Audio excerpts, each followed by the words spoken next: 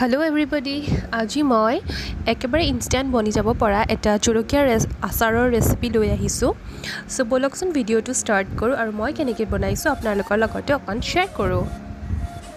প্ৰথমে কেঁচা জলকীয়া অকনমান ধুই পানীখিনি যাবলৈ দিলো।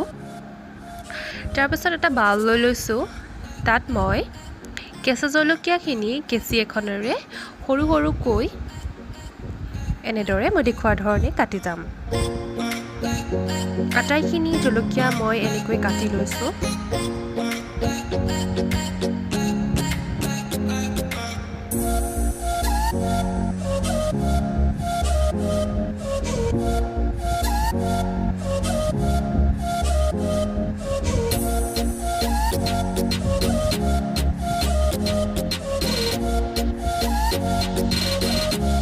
এয়া মই ভিডিঅ'তে কোৱা দৰে গোটেইখিনি জলকীয়া মই কাটি ললো।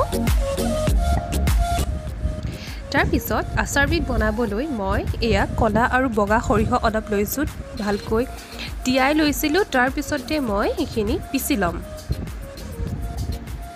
পিছি লোৱাৰ পিছত পেষ্টখিনিত মই অকণমান মিঠাতেল দি সানি লম।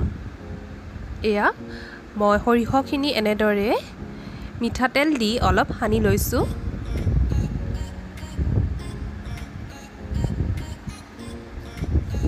তাৰ পিছতে কাটি থোৱা জলকীয়াখিনিত মই 2 চামুচ ধনিয়া গুড়ি দিছো আৰু 1 চামুচ মই কাশ্মীৰী মিৰ্চ দিছো। তাৰ পিছত গোটেই মছলাখিনি হৈতে এনেদৰে লৰাই লম অলপ সময় ভালকৈ।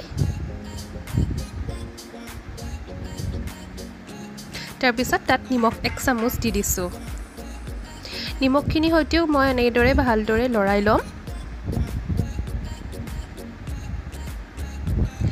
তাৰ পিছত যিখিনি সৰিয়হ পিছি ৰাখিছিলো, তেল দি থৈ দিছিলো, সেইখিনি মই তাত দি দিম।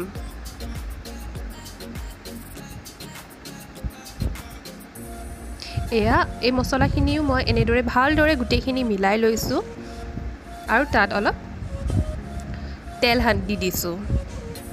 জলকীয়াখিনিৰ পৰিমাণ অনুসৰি আপোনালোকে তেলটো দিব। আৰু এইটো একেবাৰে লগালগ খাব পৰা ইনষ্টেন্ট আচাৰ হয়।